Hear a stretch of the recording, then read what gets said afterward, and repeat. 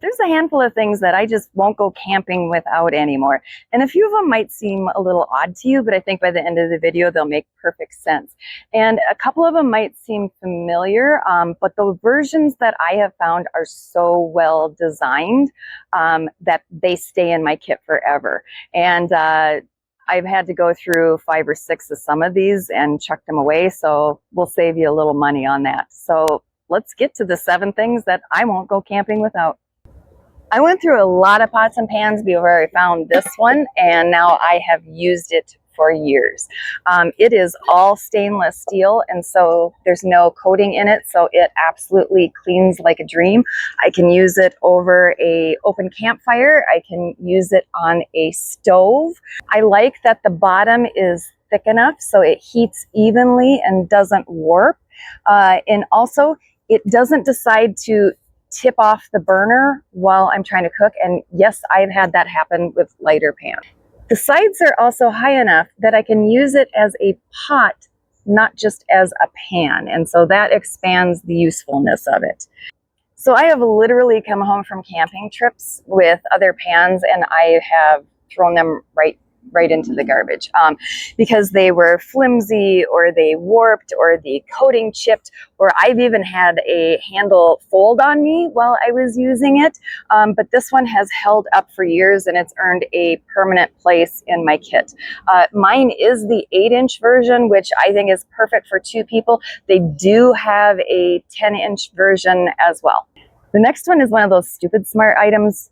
It's an eye mask. Now, if you've not camped with an eye mask before, give it a try, and you're going to wonder, like, why was I not doing this all these years? Because when the sun starts coming into your tent or your car camper at dark 30, and you have your eye mask on, guess what happens?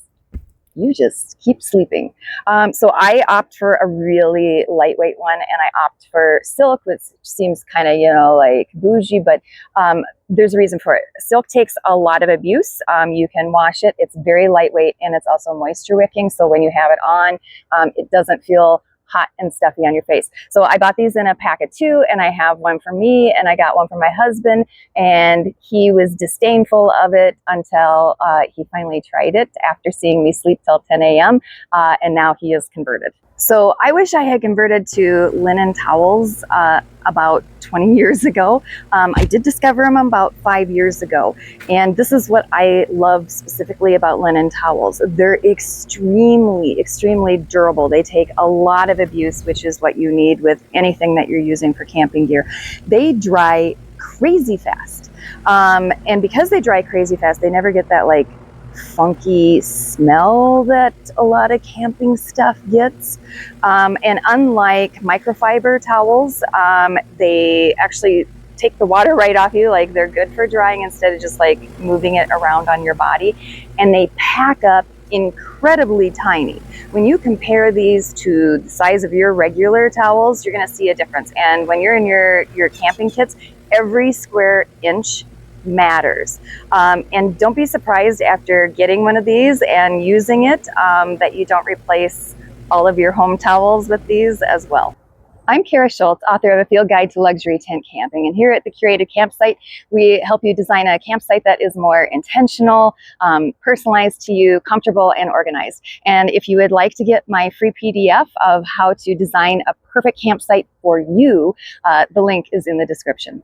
So don't buy plates and bowls. Get a pasta bowl. I mean, all of your camping gear should do more than one thing.